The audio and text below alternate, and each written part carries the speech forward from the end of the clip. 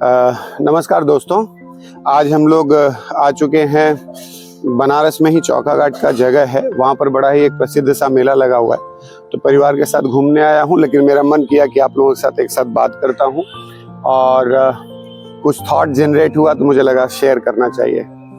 वास्तव में सफलता का एक दबाव होता है और हर किसी में, जैसे बोलते हैं ना, प्रेशर ऑफ परफॉर्मेंस, तो हर किसी को परफॉर्म करने के लिए एक प्रेशर होता है, हर किसी पे एक तरह का दबाव होता है। जैसे बच्चे एग्ज़ाम दे रहे होते हैं, पढ़ रहे होते हैं, उन्हें उस एग्ज़ाम में एक्सेल करने का दबाव।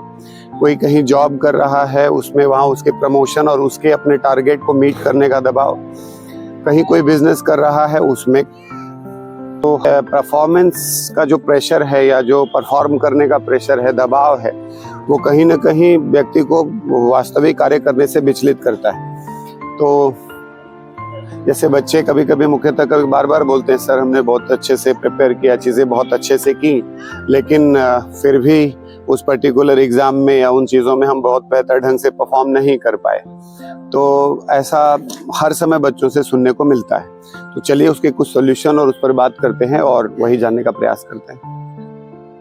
वास्तव में जो परफॉर्मेंस का प्रेशर होता है ये बहुत ही ज़्यादा है, और ख़ासकर उन लोगों पर जिन पर काफ़ी दबाव होता है परफॉर्म करने का। मैं कभी जब छोटा था तो क्रिकेट को बड़ी ही क्लोजली वॉच करता था, और हम सब जानते हैं कि जब क्रिकेट मैचेस हुआ करते थे उस समय सचिन तेंदुलकर को लेकर के पूरे देश की निगाहें जुड़ी रहती थी और पूरा देश सचिन तेंदुलकर को देखता था। लेकिन और शायद ये वो भी एक समय था जिस समय सचिन के परफॉर्म न करने की स्थिति में टीवी टूट जाया करते थे, कभी कभी तो लोगों को हार्ट अटैक आ जाया करता था। इस तरह का ट्रेमेंडस प्रेशर सचिन तेंदुलकर पे होता था, और उन्हें परफॉर्मेंस का भी प्रेशर निश्चित रूप से रहता रहा होगा, क्योंकि करीब करीब उस समय के हिसाब से 100 करोड़ भारतीयों का दबाव उन पर रहता था। लेकिन फिर भी वो इस पूरे पार्ट में अपने रिदम और कंसंट्रेशन को बरकरार रखते थे।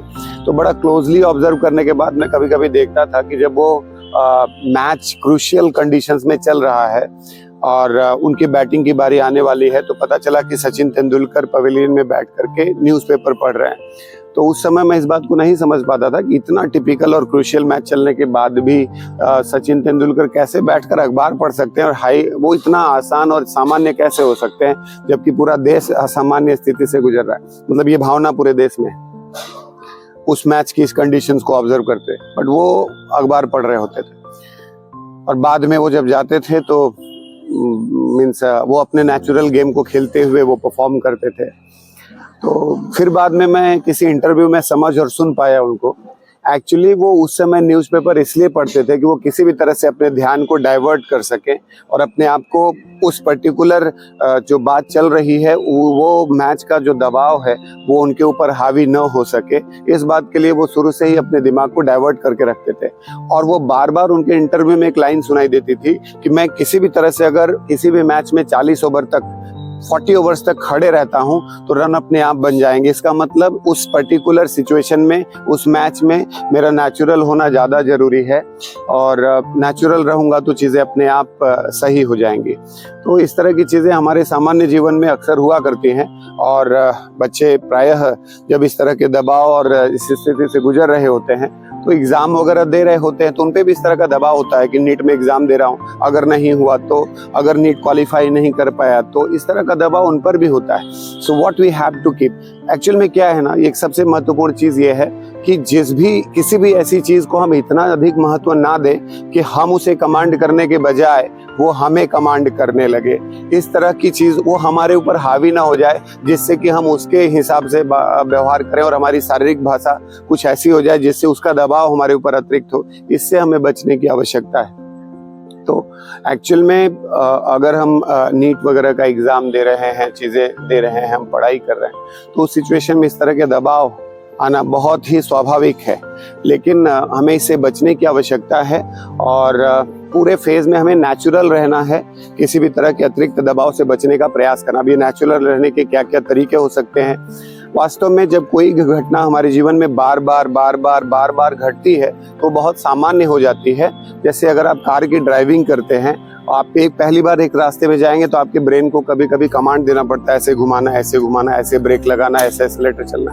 बट अब अगर आप 2-3 बार हैबिट में होते हैं तो आपका ब्रेन या आपके सबकॉन्शियस स्टेज में ऑलरेडी वो पूरा का पूरा ब्रेन मैप हो जाता है, फिर आप अपने आप से ही कमांड चलने लगता है और अपने आप से रास्ते आने लगते हैं। ठीक उसी तरह से जब हम इतनी बार प्रैक्टिस करें और टेस्ट और एग्जाम के हैबिट्स को इतनी बार डेवलप करें जिससे कि जो एग्जामिनेशन का इन्वायरमेंट है वो पूरी तरह से नॉर्मल हो जाए, लगे कि हम अपने सामान्य जीवन में जैसे करते हैं ठीक वैसे। जैसे सचिन तेंदुलकर कहते थे कि हाँ मैं 40 ओवर खेलूंगा तो मैच रन अपने आप बन जाएंगे, ठीक उसी तरीके से हम इतनी तैयारी करके जाएंगे कि अगर हमने केवल और केवल एग्जाम हॉल में ढंग से प्रस्तुत किया अपने आप को तो भी अपने आप मार्क्स बनेंगे।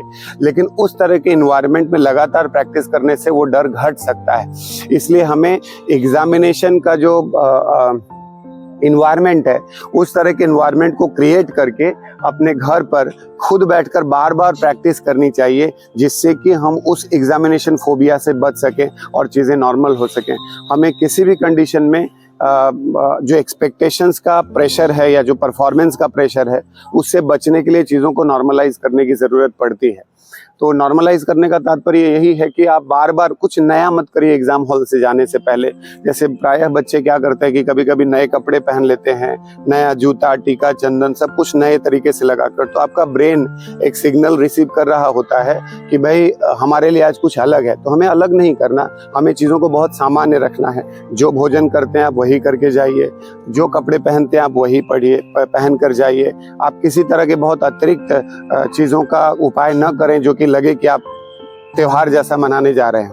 त्योहार नहीं है हमारे लिए, एक सामान्य घटना की तरह नीट के एग्जाम को बदल दें, आपको लगेगा कि चीज़ें बहुत बेहतरीन जा रही हैं। मैं एक एग्जांपल देना चाहूँगा। एक बच्चे ने मुझे फ़ोन करके एक बार कहा कि सर, मैंने एग्ज़ाम के ठीक एक दिन पहले बोला sir I am feeling that much of uncomfortable, थोड़ा डर लग रहा है। तो ठीक है, मैंने कहा बेटा कोई बात नहीं, तुम पढ़ चुके हो, जो हो चुका है, आगे कोई बात नहीं, मेंटेन इट।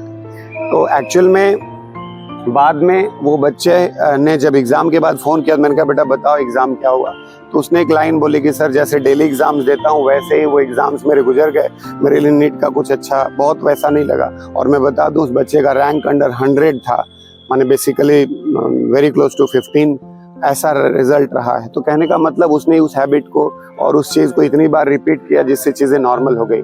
तो निश्चित रूप से ये जो दबाव है बहुत अतिरिक्त, इतना मत अलाउ कर दें उस परफॉर्मेंस को कि नहीं इसके बिना आप नहीं, उसको नॉर्मल रखिए। ठीक है, जीवन में सब कुछ चल सकता है तो ये भी चल सकता है और सामान्य रहने की आवश्यकता है, और यही बताना चाहता था। तो धन्यवाद है आप सभी लोगों का।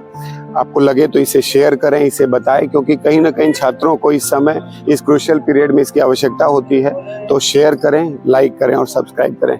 आप सभी लोगों का धन्यवाद है, बहुत बहुत शुक्रिया। शुभ रात्रि।